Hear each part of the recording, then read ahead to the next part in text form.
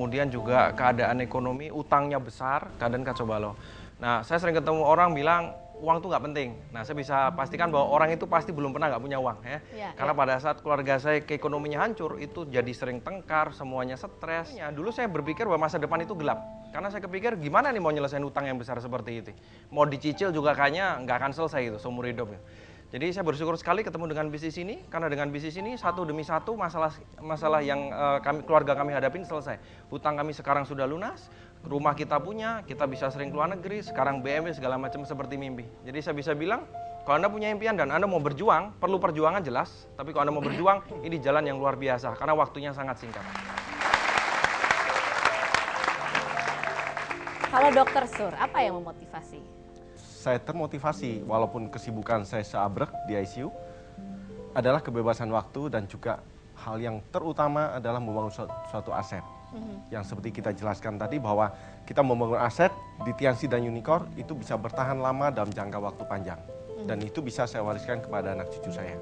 Sedangkan profesi saya cukup sampai sebatas saya, tidak bisa saya wariskan. Misalnya saya kasih anak saya, nak, sana kamu praktek. Nggak mungkin. Harus sekolah dulu. Harus sekolah dulu. Jadi ini suatu kesempatan yang saya melihat untuk membangun suatu aset. Dan sekarang ini saya sudah mulai bisa melihat aset itu mulai terjadi. Kerja keras 5 tahun yang lalu sudah mulai menapaki hasilnya. Dan saya yakin itu aset yang saya bangun dengan Tianxi dan Unicorn akan terus bertumbuh dan bertambah besar. Bagaimana dengan Ibu Dia? Jadi pada saat tahun kedua saya masuk di Fakultas Kedokteran, orang tua saya sedang bangkrut. Jadi pada saat itu bisa masuk, setelah itu sempat saya nggak bisa bayar SPP. Nah dari situ saya berpikir bahwa saya sangat penting sekali memiliki sebuah aset. Nah itu ketertarikan saya di awal.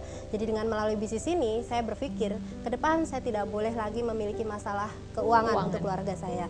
Yang motivasi saya pokoknya harus nggak boleh punya masalah finansial lah. Itu yang memotivasi saya terus jalanin bisnis ini di sela-sela waktu kesibukan belajar, membagi waktu yang lain.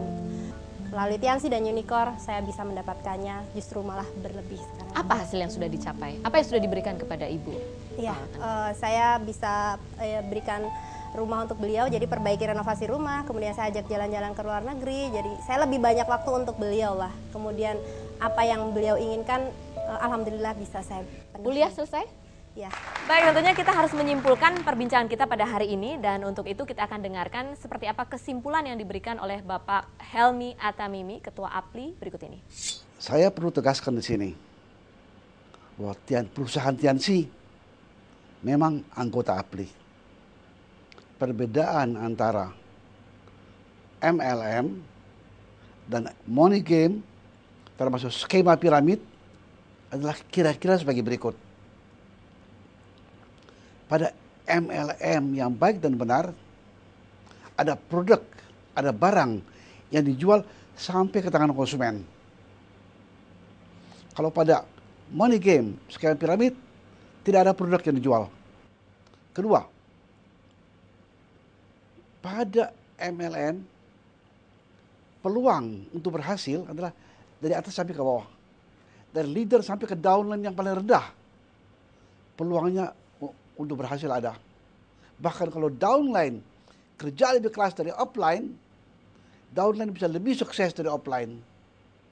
Kalau pada money game tidak ada. Mereka yang mendaftar duluan, mereka yang menang. Yang ketiga, harus diawasi bahwa pada MLM yang benar itu barang baik, barang yang bernilai, bukan hanya sekedar sebagai kedok. Itu garis besarnya perbedaannya. Ya, apa yang kita cari dalam hidup ini pemirsa? Tentunya uang memang bukan segalanya, tapi uang, tidak punya uang juga bisa menghancurkan segalanya. Dan ini sudah dibuktikan Pak Naga ya, banyak masalah yang timbul karena kita tidak punya uang, kita tidak punya mimpi. Tapi bagaimana caranya kita bisa memiliki sebuah aset yang menjamin masa depan kita, sebuah aset yang betul-betul bisa menghasilkan dan tidak akan hilang dalam sekejap mata, tentunya kita juga harus memilih alat atau kendaraannya yang betul-betul tepat. Tadi Tianxi sudah menjelaskan, memiliki 6 pilar yang menjamin aset kita akan terus bertahan, terjaga, dan bisa kita wariskan hingga anak cucu kita. Terima kasih Pak Naga sudah membantu kita. Dr. Sur, selamat kembali bertugas. Ibu Dia terima kasih, Mbak Mira terima kasih juga untuk Anda sekalian yang sudah hadir di sini.